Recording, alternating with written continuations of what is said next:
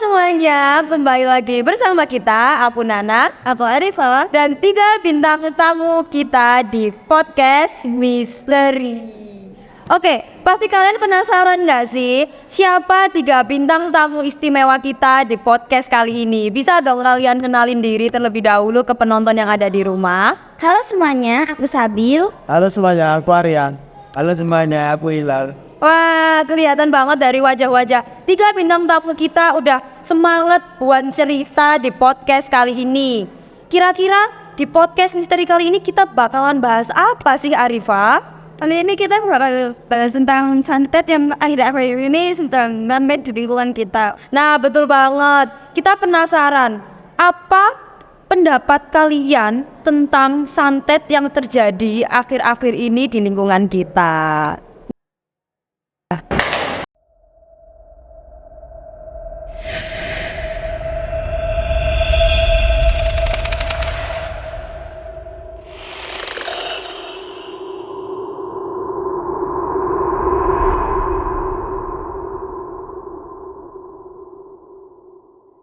Oke, karena pembahasan kita kali ini itu santet, aku mau tanya, kira-kira pendapat dari kalian itu apa sih santet dan kenapa bisa terjadi sama orang-orang di sekitar kita? Mungkin bisa dijawab dari siapa dulu atau mau barengan langsung jawab? Boleh.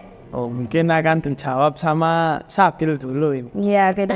Kalau menurut opini aku, santet itu kegiatan supernatural yang dilakukan bersama dukun ya.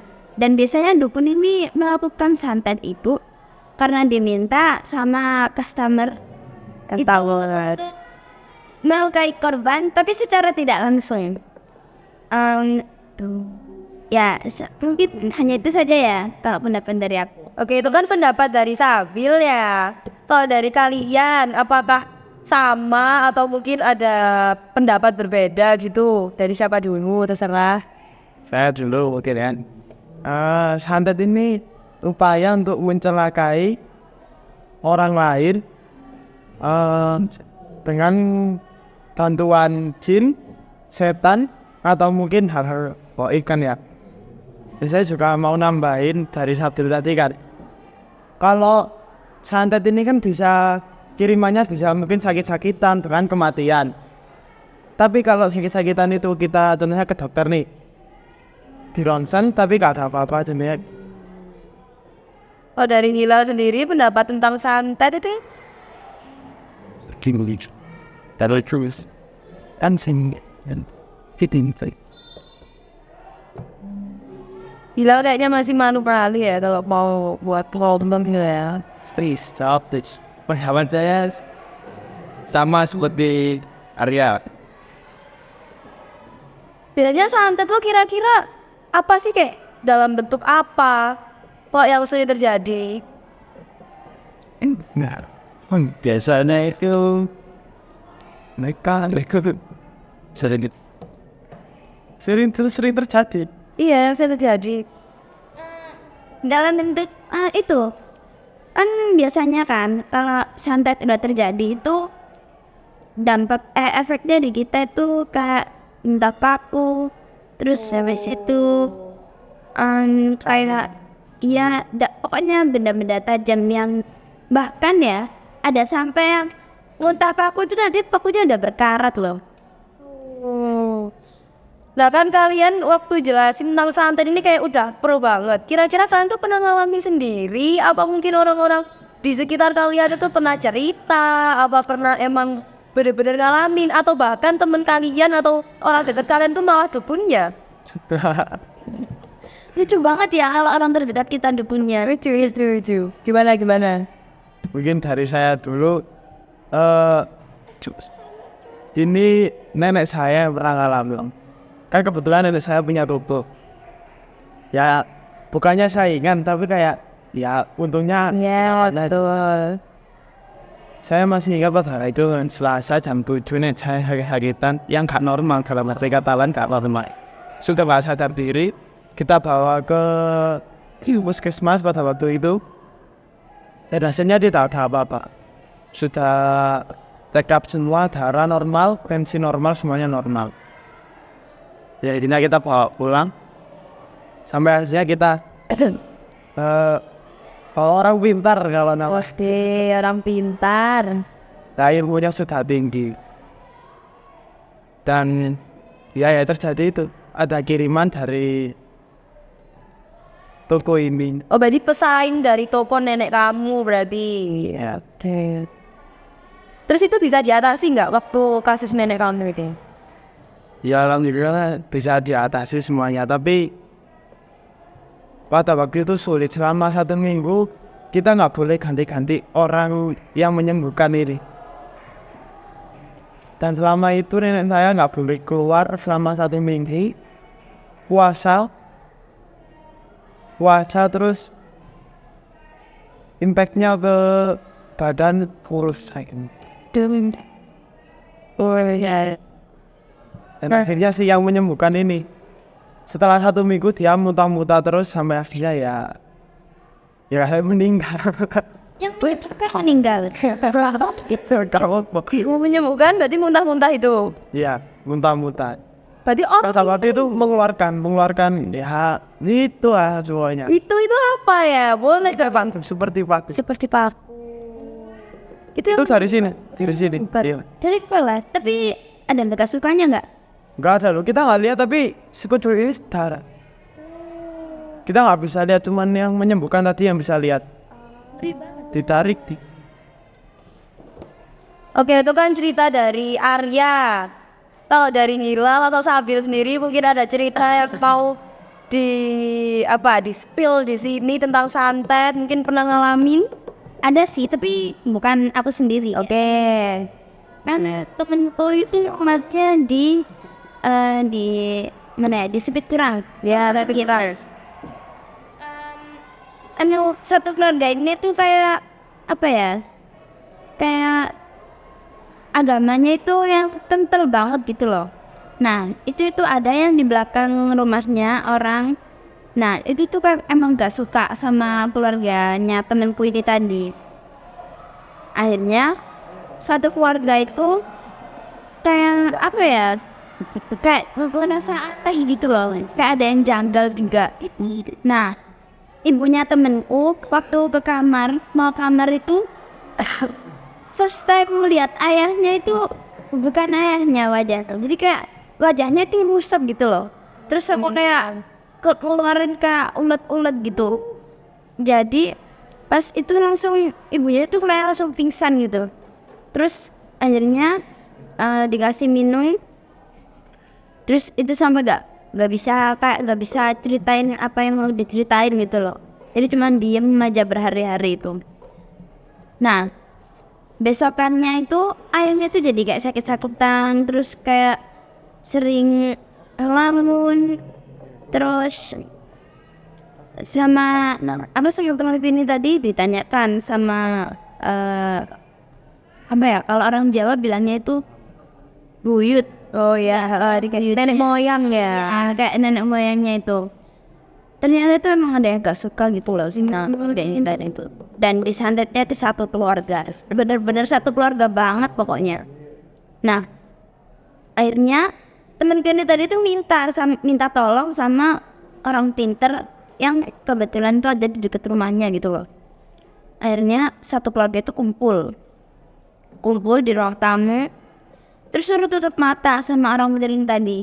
Pokoknya apapun yang terjadi tuh gak boleh buka mata gitu loh.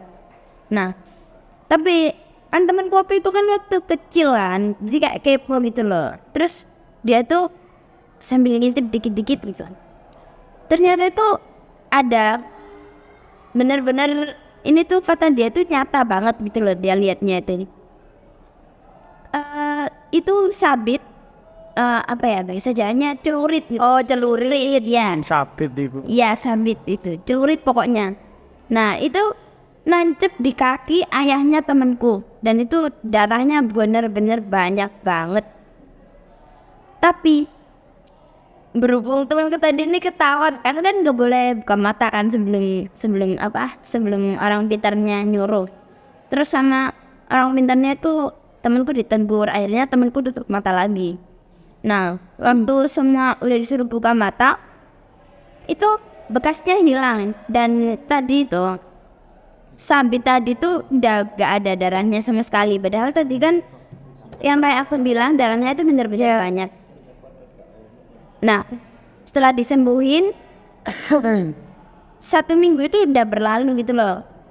Tapi satu keluarga yang nyantet ini tadi ditemukan udah meninggal semua satu rumah. Ada yang meninggal di kamar mandi, meninggal di ruang tamu. Innalillah. Itu keluarga yang nyantet apa? Yang nyantet, iya yang nyantet. Jadi santetnya balik sendiri ke mereka. Nah, tapi mereka itu punya balita satu.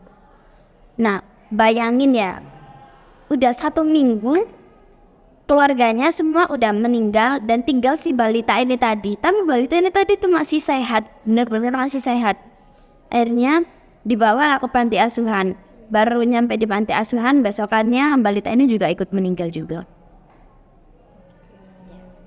Jadi kalau Iya udah. kalau dengar dari cerita Sabil itu kan kurang lebih mirip kayak Arya ya. Jadi ada ketidaksukaan dari orang lain. Terus itu kayak yang katanya tadi sabit yang kena di kaki itu sama kayak Arya yang katanya ada paku, tapi yang lihat itu cuma orang-orang tertentu. Orang menyembuhkan. Jadi nggak semua orang bisa lihat itu kan? Iya. Oke, kalau dari Hilal sendiri ada cerita apa? Kalau dari saya sendiri nggak ada. Ya udah berarti kita lanjut. Nah, kira-kira karena kan kalau dipikir-pikir lagi santet itu kayak gak mungkin. Buat orang-orang yang nggak tahu apa itu santet, mereka tuh pasti mikirnya kayak ini nggak mungkin terjadi. Kalau menurut kalian tuh ngatasin orang-orang kayak gitu tuh gimana? Karena kan kepercayaan orang pasti beda-beda dan emang nggak ada bukti nyata. Bahkan di mata hukum tuh santet juga seperti apa sih? Kok dari kalian tuh kira-kira? Dari saya dulu mungkin ya. Yang boleh. Ya sebagian mungkin orang percaya ada yang enggak. Kalau orang yang percaya pastinya mereka pernah mengalami atau enggak pernah lihat kejadian santet ya di lingkungan sekitarnya mungkin ya. Ya kalau belum pernah ya kita kan enggak memaksa untuk mereka percaya juga kan. Ya mungkin ya kalau enggak percaya sih juga enggak apa-apa karena mereka enggak pernah mengalami. Kalau di mata hukum santet itu tidak bisa ditindak pidana atau gimana gitu kan, karena belum ada bukti yang jelas sepenuhnya dari si santet ini. Dan kita kan nggak bisa mencari tahu siapa yang menyantet dan juga keterlibatan si penyantet dan juga dulu. Itu sih dari saya. Oke. Terus kalau cara mengatasi atau mungkin cara menghindarinya santet biar santet ini kalau mengatasi mungkin kesamaan tadi itu manggil orang pinter ya. Iya.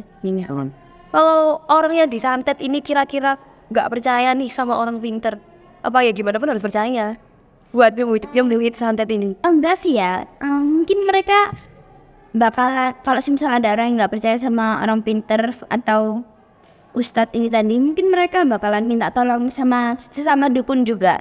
Oh. Itu sih.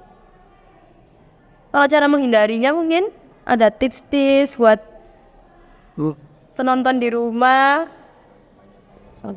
Oke, banyak-banyak sholat, banyak-banyak ibadah. Percuma sih kalau sholat Iya. cuman sholat gitu kan. Iya, Belum tentu kan sholat kita diterima atau ya urusan di atas ya itu. Iya, bener mau. dan juga cara menghindari kan. Iya. Menghindari. Kita keluar pulau. Santet itu gak bisa nyebrang. Oke. Contohnya kita di Jawa, Banyuwangi kan ya. Iya. Kalau Banyuwangi kan terkenal kuatnya santet kan. Iya, betul. Kita pindah Kalimantan contohnya. Dan itu pasti beda. Kayak apa ya? Circle. Oke. Circle. Iya. Iya. Ini beda dari yang lain. Jadi kayak ngusir istilahnya.